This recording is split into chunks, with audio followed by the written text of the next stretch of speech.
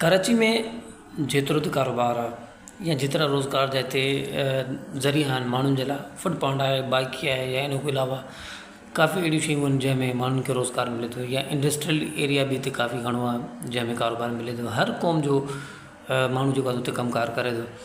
पर हिकिड़ी ॻाल्हि जो तमामु घणो अफ़सोस थींदो आहे ऐं ॾुख बि थींदो आहे, पर कहिड़ो बि इंसानु शख़्स अगरि उहा महिनत करे थो त उनजी महिनत हमेशह रायगान थींदी आहे। रायगान कीअं थींदी आहे? फ़र्ज़ु कयो अगरि को फुड पांड राइडर आहे, उहो वीचारो पंहिंजी महिनत करे थो, सॼो ॾींहुं 12 घंटा ड्यूटी करे, उन खां अलावा उनखे 2-3 हज़ार या 1500 या 1800 ॾियाड़ी में बीहंदी, उहा ॾियाड़ी वीचारो हाणे पंहिंजे बचनि जे लाइ घर वेंदो।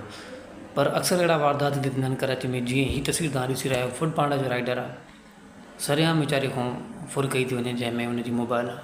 हाणे मोबाइल जे ज़रिए ई इंसान हिते कमु करे थो कराची में। अगरि मोबाइल न हूंदी त उन इंसान जो हिते कहिड़ो कमु आहे, उहो नथो कमु करे सघे। जेके ऑनलाइन वर्क कंदा आहिनि उन्हनि जे लाइ त मोबाइल तमामु घणी मस्त हूंदी आहे, पर अफ़सोस त कराची जा हालात जेके आहिनि तमामु घणा बुरा हूंदा आहिनि ऐं को बि माना टाइम टेबल न हूंदो आहे, न ई को वक़्तु हूंदो आहे ऐं न ई कंहिंजी मजबूरी सम्झंदा आहिनि हितां जा माण्हू।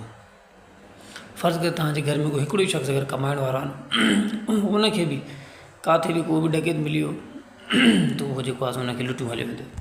उहो न सोचींदा त यार हुन इहो घर में शायदि हिकिड़ो आहे या पंहिंजे बचनि जे लाइ छा वीचारे केतिरी जिदोजहद करे रहियो आहे।